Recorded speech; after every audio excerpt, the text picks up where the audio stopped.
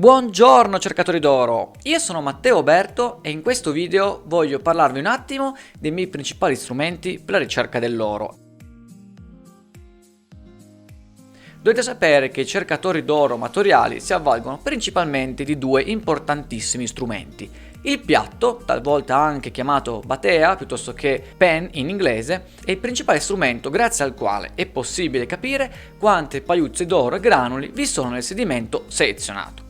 La ricerca dell'oro è una ricerca tendenzialmente indiretta. Significa che voi a priori non sapete nel sedimento, oppure piuttosto che nella roccia che state campionando, se vi possono essere delle tracce d'oro. Servirà quindi tendenzialmente un lavaggio dei sedimenti per comprendere se vi potessero essere all'interno delle tracce del metallo prezioso. Proprio la meta del nostro hobby, della nostra ricerca, cioè quelle possono essere le pagliuzze d'oro, i granuli d'oro e fortunatamente delle pepite d'oro. Talvolta queste possono essere trovate, anche se sono molto rare in Italia, e ritrovamenti assolutamente ambiti. Il piatto quindi vi consente di capire quante pagliuzze e granuli d'oro vi possono essere nei sedimenti che voi in quel momento state vagliando. Ovviamente una volta vagliati questi sedimenti non sarà più possibile capire ulteriori informazioni, per questo è importante talvolta anche cercare di capire quali altri indicatori oltre le pagliuzze d'oro e granuli d'oro possono essere presenti nelle sabbie vagliate. Per esempio, quanta magnetite c'è? La magnetite è un minerale composto da ossigeno e ferro e può essere facilmente attratto da un comune magnete. Questo vi permette di capire quanta magnetite c'è all'interno del sedimento selezionato. Tanta magnetite tendenzialmente vuol dire anche tanto oro, ma questo non è sempre vero, però comunque può essere un ottimo indicatore. Un altro aspetto assolutamente interessante è anche la quantità di granato all'interno dei vostri sedimenti pesanti. Per sedimenti pesanti intendo soprattutto il concentrato, cioè quel poco sedimento che vi rimane alla fine del lavaggio col vostro piatto. Tendenzialmente questo sedimento pesante è composto da minerali a loro volta pesanti, magari non pesanti come l'oro. Potete osservare dei minerali abbastanza comuni nelle sabbie aurifere dei principali torrenti piemontesi. Vi può essere la magnetite, abbondante, più o meno abbondante, piuttosto che del granato. Il granato invece è un silicato abbastanza comune in natura, è un minerale abrasivo, tende a conservarsi lungo i principali corsi d'acqua in quanto lui tende ad abbradere gli altri minerali ed essere difficilmente abraso. Di conseguenza tende a essere conservato nelle sabbie e lo trovate sostanzialmente all'interno dei vostri concentrati di lavaggio. È un minerale spesso di un colore rosso scuro, un aspetto vitreo, talvolta è anche arancione.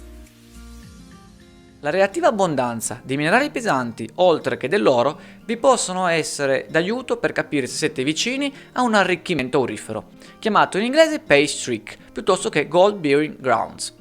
In entrambi i casi si tratta di pay dirt, cioè un terreno che tendenzialmente può essere lavato con profitto.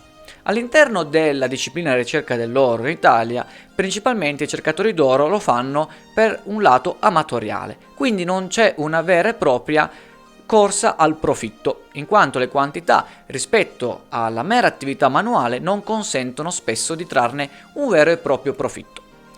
Ulteriormente al piatto è possibile utilizzare un altro strumento chiamato in inglese sluice piuttosto che canaletta. La canaletta è uno strumento che va a mimare il comportamento del greto del fiume. Come l'oro va a concentrarsi tra i ciottoli del greto del fiume, così va a concentrarsi nelle trappole imposte da voi nella canaletta. Va da sé che la dimensione della canaletta è dipendente dall'oro che state cercando. Più l'oro che state cercando è fine in dimensioni e piatto, e più vi servirà una canaletta lunga e larga. Tanto più lo strumento sarà di dimensioni notevoli, quindi lungo e largo, e tanta più acqua necessiterà per il lavaggio, piuttosto che dovrà essere più inclinata. Sarete più suscettibili anche a perdere questo tipo di oro nell'arco della giornata, quindi mi raccomando, nel momento in cui usate una canaletta, principalmente la state usando al fiume. Non è possibile utilizzare né pompe idrauliche, piuttosto che qualsiasi altro mezzo meccanico. Lo strumento deve essere posizionato nell'alveo del fiume. Dovrete utilizzare la naturale forza dell'acqua, senza valervi di altri strumenti meccanici o di ausili. Questo per legge, e sto parlando soprattutto del caso piemontese, il caso in cui io opero. Due sono gli strumenti indispensabili per la ricerca dell'oro al momento attuale in Italia, ma come in Italia anche nel resto del mondo. Si tratta del piatto, uno strumento semplice, un cono troncato, il quale vi permette di capire quanti minerali pesanti vi sono nel sedimento selezionato. Più sedimento laverete, più avrete probabilità di trovare sia minerali pesanti in quantità piuttosto che l'oro presente nei sedimenti. Meno sedimento vagliate e meno avrete probabilità di trovare tanto oro. Inoltre il piatto vi servirà quindi per comprendere, nella fase iniziale chiamata prospezione, se quel terreno è una pay dirt, cioè un terreno che potrebbe essere lavorato con profitto. Profitto in questo caso non ritenibile economicamente valido, piuttosto che invece dal punto di vista collezionistico molto apprezzabile. Significa semplicemente che a fine giornata avrete nella vostra collezione aggiunto molte pagliuzze e granuli d'oro, in maniera tale da essere soddisfatti dal punto di vista amatoriale.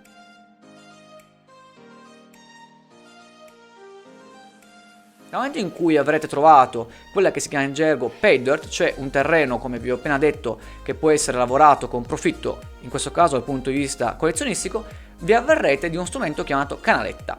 Vi permetterà di lavare molto sedimento in poco tempo, con ottimi risultati. Non è vero, intanto, che la canaletta terrà tutto l'oro presente nell'arco della giornata.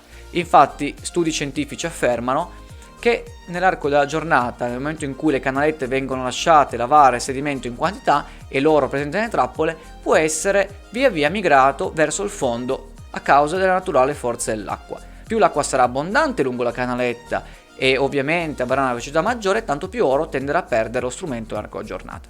Il mio consiglio è quello di utilizzare le canalette solo nel momento in cui lo riterrete valido e opportuno. Soprattutto le canalette devono sfruttare il naturale corso dell'acqua e questo quindi vi limita notevolmente l'impiego e il piazzamento adeguato. Spesso e volentieri si utilizzerà il piatto anche per lavare molto sedimento nell'arco della giornata, purtroppo con deleteri effetti fisici, cioè avrete molto mal di schiena alla fine della giornata. E quindi io vi rimando per ulteriori approfondimenti al mio video in cui tratto i piatti, i loro funzionamenti, i principi e le canalette. E noi ci vediamo al prossimo video. Mi raccomando di iscrivervi al canale qualora questo video vi fosse piaciuto e di mettere mi piace nel caso questi contenuti possano essere d'aiuto nelle vostre attività di ricerca dell'oro.